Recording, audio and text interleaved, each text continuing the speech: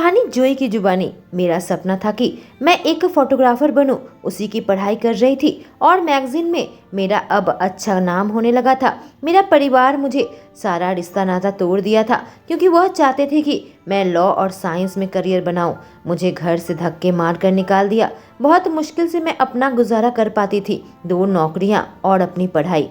पर जैसे ही मेरा नाम होने लगा वह मुझे अपने पास बुलाए। पर फिर से मेरा दिल टूट गया जब वह चाहते थे कि मैं अपने बॉयफ्रेंड हंटर से रिश्ता तोड़कर उनके चुने हुए लड़के से डेट करूं।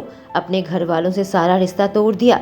अपने बॉयफ्रेंड हंटर के घर पर आ गई जहां मैं रह रही थी। पर मेरा दिल घर पर आकर टुकड़ों में बट गया था जब हंटर एक नोट लिखकर मुझे छोड़ गया ताकि मैं अपने परिवार के साथ अपना रिश्ता समझ सकूं। उसके गए हुए 2 हफ्ते हो गए थे। मैं बस अनुमान लगा रही थी कि हंटर अपना नंबर बदल लिया। मैं अपने फोन को घूर घूर कर देख रही थी। मैं किसी पागल औरत की तरह उससे कांटेक्ट करने की कोशिश कर रही थी। हर एक प्लेटफॉर्म में कॉल नहीं जा रहा था, मेरा टेक्स्ट का कोई जवाब नहीं आया। उसने अपनी सारी सोशल मीडिया अकाउंट को बंद कर दिया था, जैसे कि वो धरती से ही गायब हो गया था।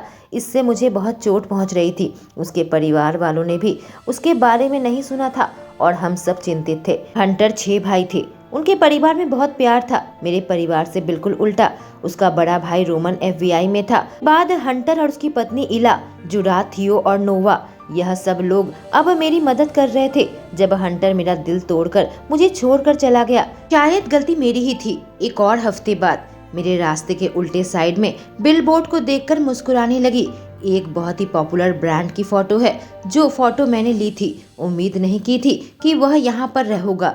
मैगजीन के साथ मेरा फोटोशूट का कैंपेन ऐसा सफल रहा कि कई सारी कंपनी मुझ तक पहुँचना चाहती थी ताकि मैं उनके लिए भी शूट करूँ। जितना हो सके उतना स्वीकार कर लिया था। हर पल का मजा ले रही थी। कभी कभी तो मुझे यकीन नहीं आता था कि मेरे सपने पूरे होने चले हैं। घर आकर मैं नहाने चली गई। मुझे बहुत भूख लगी थी। मुझे दरवाजे पर बेल की आवाज आई और मैं त्योरी चढ़ाई। इतने लंबे दिन की शूटिंग के बाद मैं वापस आई थी। किसी के आने की उम्मीद नहीं थी। अचानक से उम्मीद की किरण जगने लगी कि हो सकता है हंटर वापस आ गया। मैं उसे हटा दिया, नहीं चाहती दोबारा मेरी उम्मीद टूट जाए। मैंने दरवाजा खोला तो अवाक होकर मेरी आंखें बड़ी बड़ी हो गई। हंटर की माँ मिशेल ने मुझे अपने बाहों में ले लिया। पीछे उसका भाई थियो खड़ा था जो मेरा स्वागत किया। तुमने अभी खाना खाया? हम खाना लेकर आए हैं, मिशेल पूछी। नहीं, मैं नहीं खाई हूँ, मैंने कहा और उन्हें आने दिया। वह सीधे किचन में गई। आप लोग यहाँ पर क्या कर रहे हो? आपने हंटर से सुना? मैं व्याकुल होकर पूछी। नहीं, थियो ने सांस छोड़ी। देखा उसकी आंखों में झुंझलाहट थी। रोमन ढूंढने की कोशिश कर रहा है, पर हंटर एक जगह से दूसरी जगह बार बार बदल रहा है। पहले वह यूके गया था पर जुडास से नहीं मिला। उसी रात उसने जगह बदल ली और फ्रांस के 2 जगह पर गया। आज सुबह को वहाँ से निकल आया है। रोमन समझने की कोशिश कर रहा है कि वह कहाँ लैंड करेगा। थियो कहा। मिशेल काउच में खाना लेकर आई। वह यूके से कैश निकाला था। उसके बाद से अपने अकाउंट को हाथ नहीं लगाया। मुझे लगता है वह किसी क्लाइंट के साथ मीटिंग कर रहा है, मिशेल कही। पर उसके बॉस कह रहे थे कि उन्हें पता नहीं हंटर कहाँ और किस वजह से गया है। मैंने कहा शायद हंटर ने उन्हें झूठ कहने को कहा है। थियो ने सांस छोड़ी। ओह कहते हुए मैं अपना सर हिलाई। जब तक वह ठीक है, मैं कही। मैं भी ऐसे ही उम्मीद करती हूँ। हम यहाँ आए हैं तुम्हें देखने के लिए। तुम कैसा कर रही हो? उम्मीद करती हूँ तुम्हें बुरा नहीं लगेगा, मिशेल कही और मैं अपना सर हिलाने लगी। बिल्कुल भी नहीं। मुझे बहुत ही खुशी हुई कि आप लोग मुझे देखने आए। कभी भी आ सकते हैं। यह हंटर का घर है जितना कि मेरा है। मैं मुस्कुराई और वह मुझे कसकर अपने बाहों में ले ली। यह लड़का मुझसे अच्छे से डांट खाएगा जब भी मैं उसे देखूंगी। कभी कभी वह अपना दिमाग ठीक से इस्तेमाल नहीं करता, वह कही और थियो हंसने लगा। क्या आप इला के पास डिलीवरी के लिए जा रही हैं? मैं पूछी और वह खुशी खुशी अपना सर हिलाई। मैं और इवान 2 दिनों में उसके पास जा रहे हैं। उम्मीद करती हूँ सब ठीक रहेगा। हमें बात कर रहे थे, हंस रहे थे। दोबारा से दरवाजा बजा। किसी के आने की उम्मीद नहीं थी। मैं बिल्कुल कंफ्यूज थी और दरवाजे के पास गई। जब खोला तो जेसिका और करण वहां पर खड़े थे और मेरे चेहरे पर एक बड़ी सी मुस्कान आई। अंदर आने दिया और मिशेल और थियो भी खुशी से उनका स्वागत किया। मेरे पास एक अच्छी खबर है, जेसिका ने कहा जब उसने करण का हाथ पकड़ा। मैं प्रेग्नेंट हूँ। मेरा मुंह खुला का खुला रह गया। मैं उसके हाथ को कसकर पकड़ ली। मुबारक हो, तुम्हारे लिए मैं बहुत खुश हूँ। थैंक्स जोई, वह कही इससे पहले कि थियो और मिशेल उसे मुबारकबाद देते। करण के साथ भी वैसा ही किया। जब सब शांत हो गए हम एक दूसरे को देखने लगे। वह भी काफी सीरियस थे और मैं सोचने लगी क्या गलत है। मुझे ज्यादा इंतजार नहीं करना पड़ा जब जेसिका उसे देखकर अपना सिर हिलाई और करण बोलना शुरू किया, हमारे पास एक प्लान है जिससे हम हंटर को वापस न्यूयॉर्क मिल सकते हैं, उसने बताया और मेरा उत्साह बढ़ गया। मुझे पता चला है कि वो यूरोपियन मीटिंग से 3 दिन में लौटेगा, पर तुम उसे यहाँ पर कैसे वापस लेकर आओगे? थियो काफी सोचते हुए पूछा। मैंने सोचा है करण और मैं एक पार्टी रखेंगे अपनी प्रेगनेंसी को ऐलान करने के लिए। हंटर कभी करण को ना नहीं कह सकता। करण उस पर जोर डालेगा कि वह यहाँ पर आए। कुटिल मुस्कान देते हुए कही, और तुम सबका भी स्वागत है। ईला की डिलीवरी 2 दिन के अंदर होने वाली है। इवान और मैं तुम्हारी पार्टी में नहीं आ पाएंगे क्योंकि हमें वहाँ जाना होगा। बाकी लोग आएंगे। मिशेल थियो को देखी और उसने अपना सर हिलाया। अच्छी बात है, फिक्र मत करो जोई, मैं उसे वापस लेकर आऊंगा। बहुत हो गया, करण मुस्कुरा कर कहा।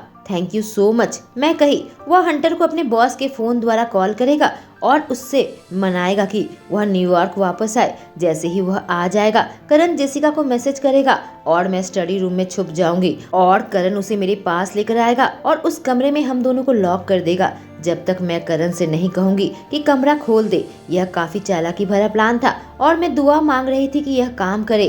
अब जब मुझे पता है मैं हंटर से मिलने वाली हूँ दोबारा से, मैं अपने अंदर के उत्साह को रोक नहीं पा रही थी जो मेरे नस नस में बह रही थी। मेरे पेट में तितलियां नाचने लगी। इस बार घबराहट वाली। इंतजार नहीं कर सकती कि उससे मिलूं और उसे सब कुछ बताऊं। क्या यह अच्छा आइडिया है कि हम भी वहाँ पर रहें? क्योंकि वह यूके जाने के बावजूद भी जुडाह से नहीं मिला। हमें देखकर बहुत चौंक सकता है, थियो ने पूछा और मैं भी हाँ में सर हिलाई। तुम लोग गेस्ट रूम में छुप सकते हो जब तक करण हंटर को स्टडी रूम तक ना पहुंचा दे, जेसिका ने सुझाव रखा और हम सब मान गए। फिक्र मत करो डार्लिंग, बस और 2-4 दिन, उसके बाद तुम हंटर के साथ वापस आ जाओगी। मिशेल मुस्कुराकर मेरी पीठ थपथपाने लगी। सोने आई। मैं हंटर की साइड को देखी और मेरे चेहरे पर एक छोटी सी मुस्कान आई। बस मुझे और थोड़ा सा धैर्य रखना होगा ताकि मैं उसे दोबारा से मिल सकूं। इस बार मैं उसे जाने नहीं दूंगी। सच में मेरी हालत बहुत खराब थी क्योंकि 1 महीना हो गया था जब मैंने उसे आखिरी बार देखा था और महसूस किया था उसने मुझे इतना दर्द पहुंचाया। उम्मीद लगा सकती हूँ कि वह मेरी बातों को सुने और हम दोबारा से एक साथ रहें, क्योंकि यह सच है कि मैं उसके बिना नहीं जी सकती। इससे पहले कुछ हफ्ते उसके बिना बिल्कुल नर्क जैसा था। इस धरती पर बहुत जूझ रही थी कि मैं मजबूत दिखूं सबके सामने, पर हर एक दिन मैं अंदर से टूटती जा रही थी। ज्यादातर समय मैं रोने लगती थी जब मैं सोने आती थी, पर अब और नहीं, मुझे उसे वापस हासिल करना होगा। संतुष्टि भरी सांस छोड़ी जब नींद के आगोश में चली गई। कुछ दिनों बाद मैं अपनी नीली ड्रेस को ठीक कर रही थी जो मैंने पहनी थी। यह एक मैक्सी ड्रेस है जो सिल्क से बनी हुई है। जूते पहनी और हल्का सा मेकअप किया। अपने बालों को खुला छोड़ दिए थे। ज्यादा समय नहीं लिया कि खुद को तैयार करूं। बस जिस पर मेरा ध्यान था, मैं आज हंटर से मिलने वाली हूँ। करण ने बताया है कि वह उससे मिलने को तैयार हो गया है आज। क्या तुम तैयार हो जाने के लिए? क्यों बाहर से पूछा जब मेरे बेडरूम के दरवाजे को 2 बार खटखटाया। हाँ, मैं जवाब दी और जल्दी से अपना बैग पकड़कर दरवाजा खोली। थियो और नेवा न्यूयॉर्क से आ गए थे और कल रात से ही यहाँ पर रुके हुए थे। रोमन को काम से फुर्सत नहीं मिली तो वह अभी भी ह्यूस्टन में है। इवान और मिशेल राइडर और इला के पास हैं और कल रात उसे एक लड़की हुई है। उस प्यारी बच्ची का नाम मिली रखा है। लड़के अपने कपड़ों में बहुत हैंडसम लग रहे थे। मैंने उन दोनों की तारीफ की जब घर से बाहर निकल रहे थे। ड्राइवर इंतजार कर रहा था। हम जल्दी से कार में बैठ गए। इतना करण और जेसिका के घर के पास पहुंच रहे थे। मैं अंदर ही अंदर उतनी ही घबरा रही थी। मैं थोड़ी सी ठीक हुई जब नोवा मेरे हाथ को हल्का सा दबाया। मैं उसे देखकर मुस्कुराई और खुद को शांत करने की कोशिश की। जल्दी हम 2 मंजिला घर के पास पहुंच गए। बहुत ही मुश्किल से उसे देखा जब मैं कार से उतरी। हम सबसे पहले उनके घर पर आए थे और वह दोनों दिखाने लगे कि हमें कहाँ छुपना है। जब करण को मैसेज मिला कि हंटर 5 मिनट के अंदर ही पहुंचने वाला है, जेसिका ने उसके भाइयों को गेस्ट रूम में छुपा दिया और मुझे स्टडी रूम में लेकर आई। मैं तुम्हें टेक्स्ट करूंगी जब करण उसे तुम्हारे कमरे पर लेकर आएगा, ठीक है? जेसिका कही। ठीक है जेसिका, थैंक यू, मैंने उसे हक करके कहा। गुड लक कहते हुए एक बड़ी सी मुस्कान दी और दरवाजा बंद कर दिया। मैं सांस लेने लगी, छोड़ने लगी, क्योंकि मुझे ऐसा लग रहा था मुझे हार्ट अटैक आ जाएगा। मेरा दिल इतनी तीव्र गति से दौड़ रहा था। मैं काउच में आकर बैठ गई और बीते हुए वक्त को देखने लगी। ऐसा लग रहा था घंटों बीत गए। तभी आखिरकार जेसिका का मैसेज आया कि वो रास्ते में है। मैं खुद को शांत नहीं कर पा रही थी दरवाजे के बाहर उनकी आवाज सुनाई दे रहा था। इससे पहले कि दरवाजा का हैंडल मुड़ जाता, हंटर को धक्का मार दिया गया करण द्वारा। इससे पहले कि दरवाजे को बंद करके लॉक किया जाता, उसकी खूबसूरत नीली आंखों को देखा जिसे मैंने कितने दिनों से मिस किया, और उसकी आंखें चौड़ी हो गई जब मेरी आंखों से मिली। उसके बाल थोड़े लंबे हो गए थे। उसके अलावा वो बहुत ही हैंडसम दिख रहा था। काले जींस, ग्रे कलर की स्वेटर पहना था, बूट और कोट। जोई, उसने सांस लिया और मेरी आंखों में आंसू झिलमिलाने लगे जब उसकी आवाज सुनी। याद है मैं जब तुम्हें एक अहंकारी मूर्ख कहा था, मैंने कहा, और उसके होंठ थोड़े से मुड़े। उसके साथ बेवकूफ और बिना दिमाग के भी जुड़ता है। मैं भी तुमसे प्यार करता हूँ रेड। वह मुस्कुराया, पर उसकी मुस्कान फीकी पड़ गई जब मैं रोने लगी। मैं तुम्हें कभी नहीं छोड़ूंगा। मैं जानता हूँ इस पर विश्वास करना मुश्किल है, जो कुछ भी मैंने किया है, पर मैं समझ सकता हूँ। तुम्हारी फैमिली ने मुझे धमकी दिया था, खासकर तुम्हारे बारे में। उसने कहा। क्या? मैं चौंक गई जब मेरी आंखें बड़ी बड़ी हो गई। उसने सांस छोड़ी और अपने बालों में उंगलियां चलाने लगा, दरवाजे को हिलाने लगा और वह खुल गया। इससे पहले कि रोमन कमरे के अंदर आता और उसके भाई को देखकर अपना सर हिलाता, दोनों मुझे देखने लगे। वे काफी सीरियस थे और मैं अपने दिमाग को ठंडा रखने में बहुत ही जूझ रही थी, क्योंकि जो खबर अभी मुझे उसने दिया, तुम्हारे पापा ने मुझे टेक्स्ट मैसेज भेजना शुरू किया था कुछ दिन पहले। बकवास की वह तुम्हारे साथ रिश्ता दोबारा से जोड़ना चाहते हैं। मैं उन पर यकीन नहीं किया, क्योंकि तुमने कहा था वो किस तरह से लोगों को गुमराह करते हैं। करण की शादी के बाद बहुत हो गया था और मैंने साफ कह दिया था कि मैं तुम्हारे साथ ब्रेकअप नहीं करूंगा। वो बहुत गुस्सा हो गए और मुझे धमकी देना शुरू किया, पर मैंने परवाह नहीं की जब तक उसने तुम्हारा नाम नहीं लिया। हंटर ने कहा। क्या कहा था उसने? मेरी आवाज बिल्कुल फुसफुसा कर निकली जब मेरे आसपास की दुनिया टूट कर गिरने लगी थी। मुझे पता होना चाहिए था मेरे डैड इस हद तक जा सकते हैं। वह किसी इंसान को तुम्हारे कॉलेज के रिश्वत देना चाहते थे ताकि तुम्हारे ग्रेड के साथ छेड़छाड़ कर सके। उसकी आंखों में गुस्सा साफ झलक रहा था जब उसने अपनी मुट्ठियों को भींच रखी थी। उनके पास सब तैयार था। अगर मैं उनका हुक्म नहीं मानता, उनकी नजर तुम पर थी, तुम्हारे कॉलेज के सारे काम को खराब कर देते। तुम्हारे आने वाले सारे प्रोजेक्ट भी कैंसिल कर दिए जाते, क्योंकि उन्होंने प्रेस को भी तैयार रखा था, जो भी नुकसान होता। वह इस बात का ध्यान रखते कि इंडस्ट्री में तुम्हें दोबारा काम नहीं मिलता। यह सब झूठ था, पर मेरे दिमाग में इसका नकारात्मक असर पड़ा। मेरी आंखों से आंसू गिरने लगे जब मैंने अपने मुंह को हाथ से ढका। मेरा शरीर गुस्से से और अफसोस से कांप रहा था। मेरा परिवार हमेशा ही यूं सब चीज को काबू करना चाहता है, जैसे मैंने उनके बातों को मानने से इनकार कर दिया। वो कभी नहीं चाहते थे मैं सफल बनूं। इस हद तक जाना मेरी जिंदगी को खराब करने के लिए। यह किस पाप की सजा मुझे मिल रही है? वह लोग मुझे अकेला क्यों नहीं छोड़ देते? जोई, वह बड़बड़ाया जब दर्द भरी आंखों से मुझे देख रहा था और मेरे करीब आने लगा। अपने बाजुओं को फैला दिया था, लेकिन फिर रुक गया और उसके होंठ काटने लगा। सॉरी, मैं बेवकूफ, बस मुझे हक करो, मैं चिल्लाई, और उसने मुझे अपना आरामदायक बाहों में खींच लिया। उसके होंठों पर एक उदासी भरी मुस्कान थी। तुम्हें मुझे बताना चाहिए था हंटर, हम पुलिस के पास जा सकते थे, हम कुछ कर सकते थे। मैंने कहा। हाँ, मैं स्वीकार करता हूँ। वह कहा। हंटर को मुझे बताना चाहिए था, यह बेवकूफ है। हम दोनों रोमन की तरफ देखने लगे। हंटर अपने होठों को काटने लगा और अफसोस करते हुए अपना सिर हिलाया। मैं तुम्हारे डैड से मिला था उस सुबह जब तुम अपने परिवार से मिलने गई थी। मैं उनसे जूझना चाहता था ताकि वह यह सब कुछ बंद करे, पर जेल जाने का आइडिया भी उन्हें नहीं रोका, क्योंकि उन्हें पूरा यकीन था वो पकड़े नहीं जाएंगे, क्योंकि उन्हें लगता था मैं तुमसे इतना प्यार करता हूँ कि मैं तुम्हें इस दर्द से नहीं गुजरने दूंगा। उसने मुझे जाल में फंसा लिया, हंटर ने कहा। तो तुम इनकार करके वहाँ से निकल सकते थे, मैंने कहा। यह सब कुछ बंदूक की नोक में हुआ था। उनके पास बहुत सारे आदमी थे जो उनके लिए काम करते हैं। यह पागलपन है। उन्होंने मेरा पीछा किया इस अपार्टमेंट तक। वह लोग इस बिल्डिंग में थे यह देखने के लिए कि तुम जा रही हो या नहीं, क्योंकि तुम्हारे डैड ने हुक्म चलाया था कि पहले तुम निकल कर चली जाओ और उसके बाद मैं ऐसा दिखाऊं कि मैं तुम्हें छोड़ रहा हूं, कि मैं चाहता हूं कि तुम अपने परिवार के साथ रहो। मैंने ऐसा कुछ भी नहीं किया था। हंटर मेरे हाथों को रगड़ते हुए मुझे शांत करते हुए कहा। जब तुम चली गई, अपार्टमेंट के अंदर आए और मुझे जबरदस्ती वह नोट लिखवाया, उसके बाद मुझे प्लेन में बैठाकर यूरोप भेज दिया। हर चीज को छोटी छोटी बारीकी के साथ प्लान किया गया था। मेरे यूके के क्लाइंट के साथ मीटिंग थी और फ्रांस में भी, पर यह सब वीडियो कॉल में भी कर सकता था। हालांकि मेरे बॉस को आपत्ति नहीं थी कि मैं जाऊं। उसने कहा, तुम कैसे यहाँ पर आए? क्या उन्होंने तुम्हें जाने दिया?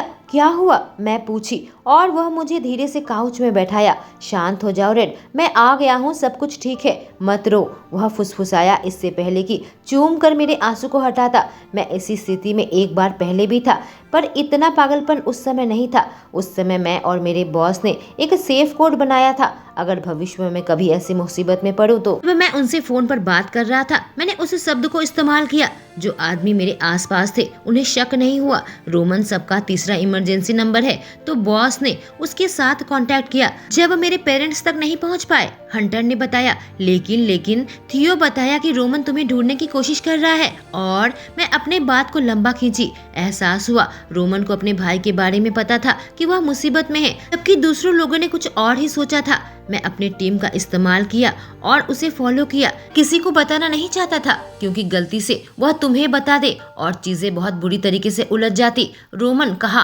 और अब आकर हमारे उल्टे साइड में बैठ गया। जो लोग हंटर को पहरा दे रहे थे वह लोग इतने बेवकूफ थे कि उसे अपना एटीएम कार्ड यूज करने दिया, और वहीं से मैंने उसे ट्रैक करना शुरू कर दिया। आखिरकार वह मुझे फ्रांस में मिला। मेरे आदमियों ने उनके आदमियों को संभाला और हम जल्दी घर आए ताकि तुम्हारे पापा को जेल भेज सके।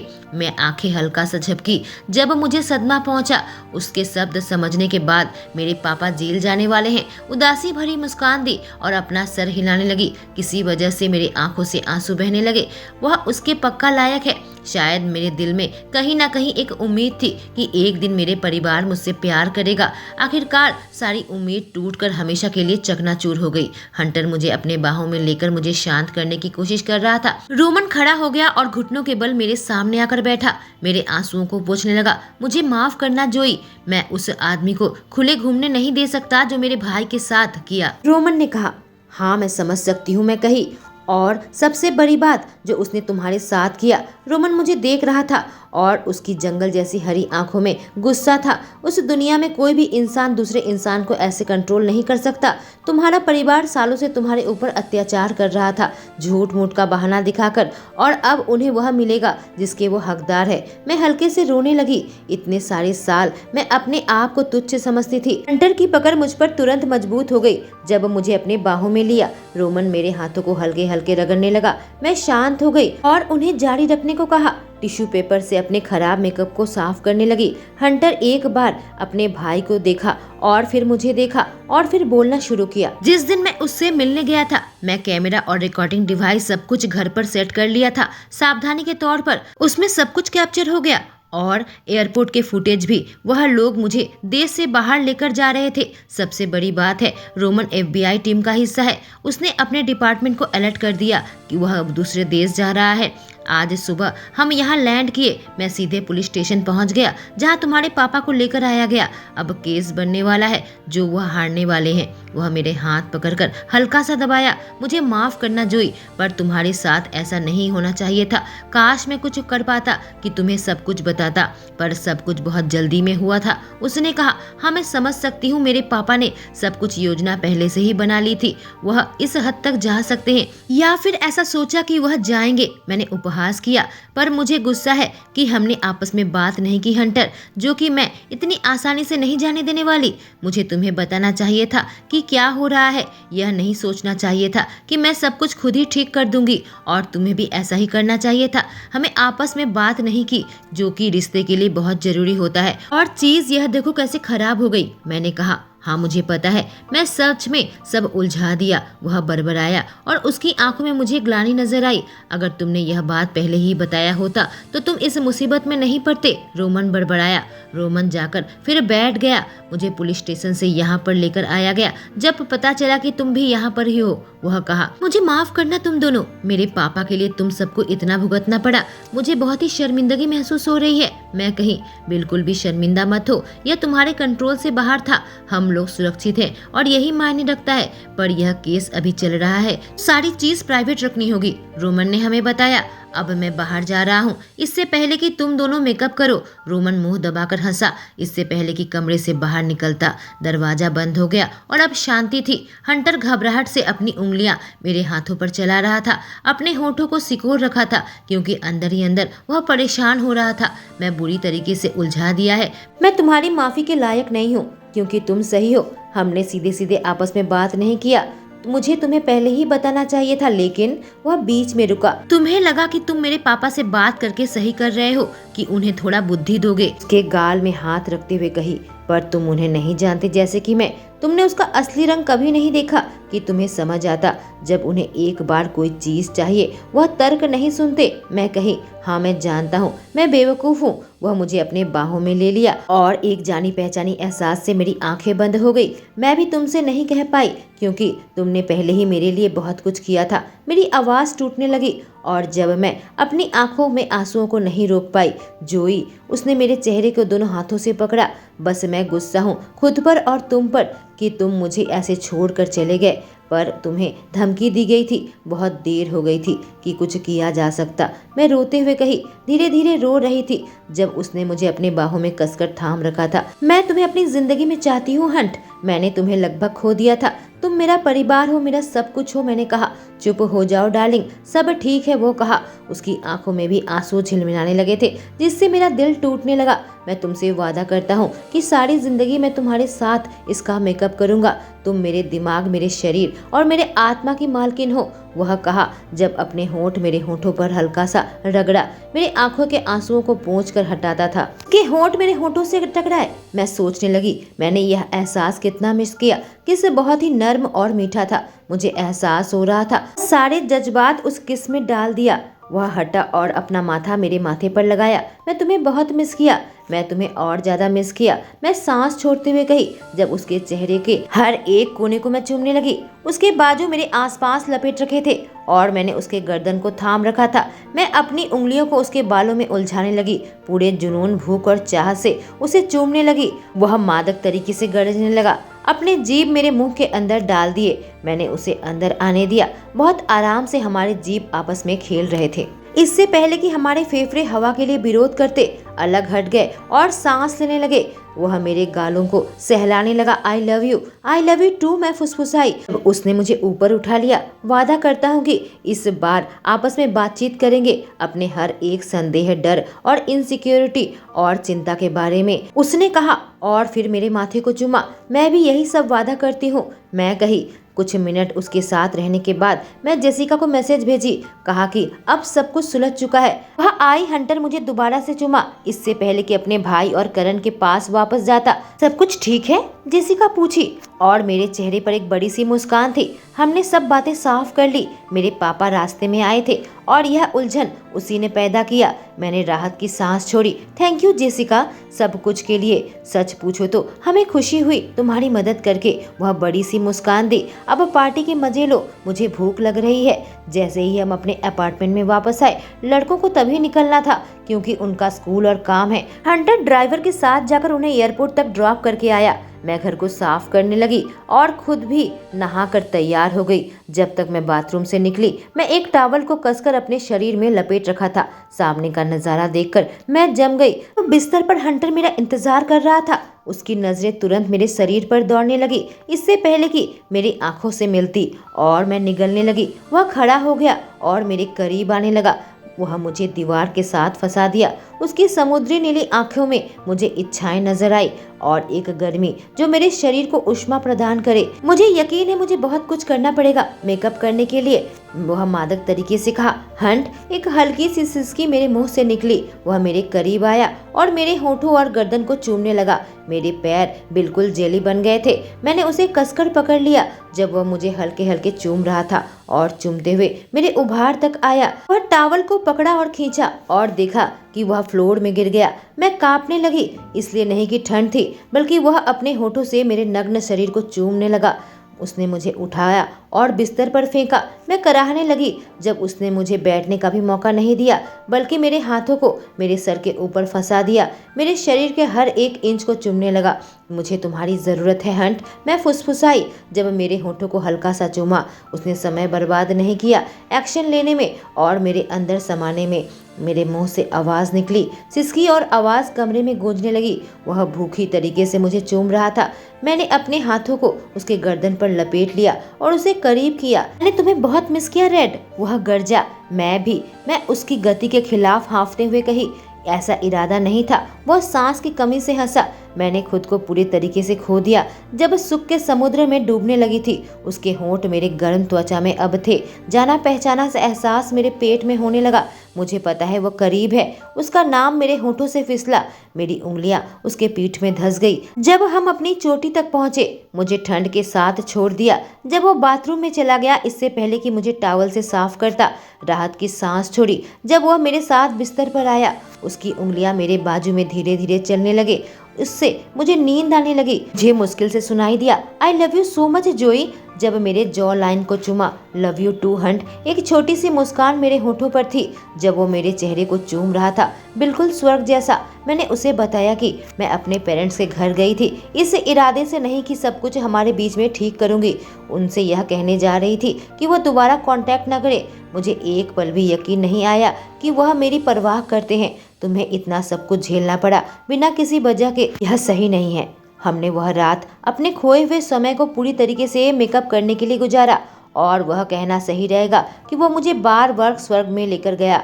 यह राहत थी कि वह कल मेरे साथ रहेगा और उसके बाद हर एक दिन। 2 हफ्ते बाद, क्या तुम श्योर हो? उसने कहा। मैं उसकी नीली आंखों में देखा। मेरे लिए चिंताएं थी। मैं सर हिलाते हुए उसके हाथों को अपने हाथों में ली और हल्का सा दबाई। मैं ठीक हूँ हंट, मैं उसे खुद पर हावी नहीं होने दूंगी। वह मुझे अपने करीब खींचकर मेरे होठों को और मेरे माथे को चूमा। जब हम जेल में बैठे हुए थे, जहाँ मेरे पापा को रखा गया है ट्रायल के लिए, उनसे एक आखिरी बार के लिए मिलना चाहती हूँ सुनवाई से पहले। हंटर मेरी बात को समझा, लेकिन फिर भी वो डरा हुआ है। मेरे पापा को कुछ ऐसा कहे जिससे हम दोनों जुदा हो जाए। एक आदमी मेरा नाम पुकारा। मेरे पापा सलाखों की दूसरी साइड में एक चेयर पर बैठे हुए थे। उनकी हरी आंखें बिल्कुल मेरी तरह थी, जो अब बिल्कुल फीकी लग रही थी। त्वचा और चेहरा बिल्कुल भी बेजान था। तुम यहाँ पर क्यों आई हो? वह गर्जा। आप मुझसे क्यों नफरत करते हो? मैं पूछी, और वो काफी लंबे समय तक मुझे देखता रहा। सोचा नहीं था आप इस हद तक गिर जाओगे। इसलिए कि मैं आपके बताए हुए करियर के रास्ते में नहीं चली, मैं कही। मैंने तुम पर अपना समय और वक्त लगाया था, सबसे अच्छे स्कूल में पढ़ाया। तुमने जो मांगा हमने दिया, और तुमने वह सारी चीज मेरे मुंह पर दे मारी और फोटोग्राफी पड़ी। अब वह चिल्ला रहे थे। सारी जिंदगी वह काम करने में पछताती जिसमें मुझे मजा नहीं आता। मैंने कहा, क्या तुम्हें लगता है जोई इस काम में मुझे मजे आते हैं? पर पैसे मिलते हैं, इसलिए मेरे जज्बात उसमें जुड़े नहीं हैं। मैं इस स्टेट का सबसे अच्छा लॉ फार्म शुरू करना चाहता था। मेरे पास साधन नहीं थे। मैंने उसे पीछे छोड़ दिया। वह कहे, जब आप अपने सपनों को पूरा नहीं कर पाए, वह अपने बच्चों को डाल दिया। अगर मैं इतनी बेकार लड़की थी तो आप मेरे पास वापस क्यों आए? मेरा इंडस्ट्री में नाम होने लगा था, मैंने कहा, और इससे अब उनका मुंह बंद हो गया। कैसे सोच लिया? मेरे बॉयफ्रेंड के साथ कॉन्ट्रैक्ट करोगे, उसे धमकी दोगे और किडनैप कर लोगे। मैं बोली, हंटर बहुत घमंडी इंसान है, उसे लगता है वही तुम्हारे बारे में अच्छा सोच सकता है। मेरे डैड ने कहा, हाँ वह सोचता है। अगर मैं मर भी जाऊं आपको कोई फर्क नहीं पड़ेगा। मैं चिल्लाई, आपने जो भी योजना बनाई है, अब आप जेल में जाएंगे। आपने सब खराब कर दिया। मैंने कहा, आपने मुझे घर से निकाला, माँ और बहन को भी मुझसे छीन लिया। मैंने कहा, और वो दूसरी ओर देखने लगे। मुझे समझ में आया कि यह बातचीत खत्म हो गई। पापा जिद्दी हैं। उस दरवाजे को बार बार क्यों खटखटाती हूँ जो कभी नहीं खुलने वाला? सबक मिल चुका है, आगे बढ़ जाना चाहिए। मेरे साथ कभी कांटेक्ट करने की कोशिश मत कीजिएगा और मेरे बॉयफ्रेंड से दूर रहिए, नहीं तो आपको अफसोस होगा। Bye dad. मैं उठ खड़ी हुई। गुड बाय जोई। मेरे दिल टुकड़ों में बट गया। अपना रास्ता बनाने लगी। धीरे धीरे रो रही थी। मुझे पता है यह अंत था, अब मैं आजाद हूँ, फिर भी इतना क्यों दुखता है? मैं अपना सर हिलाई, बहुत सारे दरवाजे के पास से गुजरी, फिर मेरी माँ और बहन को देखी। इतने अंधे हो गए थे और मेरे पापा ने उनको भी गुमराह कर दिया। उन्हें एहसास नहीं हुआ कि वह गलत कर रहे हैं। मुझे और हंटर को चोट पहुंचाना, इसी वजह से सब यहाँ पर है। माँ और बहन के साथ बात करने का नतीजा कुछ भी नहीं निकलने वाला था। मेरा वक्त और जाया होता और मेरे दिल में एक उदासी थी। हंटर बहुत ही नर्म दृष्टि से मुझे देख रहा था। अपनी बाहों को फैलाया। 10 महीने बाद दौड़ते हुए अपने बेडरूम के अंदर आई। मेरे हाथ कांप रहे थे जब मैं बाथरूम की ओर जाने लगी। मुझे हफ्ते हो गए हैं जब मुझे उल्टी आती है। पेट बिल्कुल फुला सा रहता है।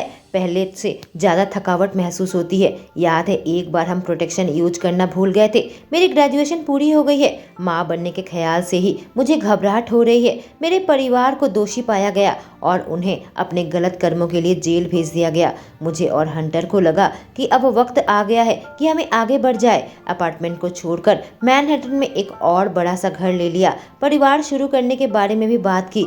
इतनी जल्दी प्रेग्नेंट होना यह बिल्कुल ही उम्मीद से बाहर था। आखिरकार टेस्ट का रिजल्ट देखी, आंखों से आंसू गिरने लगे। जब पता चला मैं प्रेग्नेंट हूँ, वहाँ से सीधा निकलकर मैं डॉक्टर के क्लिनिक में आ गई। तुम पक्का प्रेग्नेंट हो जोई, कांग्रेचुलेशंस। खाना खाने के बाद बैल्कनी के किनारे आकर खड़ी हो गई और बड़े बड़े बिल्डिंग को देखने लगी। I love you read. मुझे पता है पहले हम एक दूसरे के बड़े फैन नहीं थे, लेकिन धीरे धीरे मैं तुम्हें जाना और तुम्हारे प्यार में गिर गया। तुम्हारे अंदर वह सारी चीज है जिसे पाने की मुझे चाहत है। तुम्हारे साथ अपनी बाकी की जिंदगी गुजारना चाहता हूँ। क्या तुम मुझसे शादी करोगी? उसने पूछा। उसकी आंखों में मुझे घबराहट नजर आई। हाँ मैं कही। आंखों से विरोधी आंसू गिरने लगे। बड़ी सी मुस्कान लाकर उसने मुझे हग कर लिया। आई लव यू, मैं फुसफुसाई। जब हीरे की अंगूठी मेरी उंगली में डाला, आई लव यू टू। वो हंसा। इससे पहले कि मुझे चूमता, मेरे पेट में तितलियां नाचने लगी। मैं बेहद घबराई हुई थी। लकड़ी का बक्सा उसे दिया। वह कंफ्यूजन से अपनी त्योड़ी चढ़ाई, उस कार्ड को पढ़ा और उसकी आंखें बड़ी बड़ी हो गई। उसके होंठ में एक बड़ी सी मुस्कान आई। हमें बच्चा होने वाला है। हाँ मैं कही। जब वो मेरे ऊपर झपटा और मुझे अपने बाहों में कसकर थाम लिया। मैं बाप बनने वाला हूँ। हे भगवान, यह कमाल का है। उसने सांस छोड़ी। मैं सच में बहुत खुश हूँ रेड। तुम्हें कब पता चला?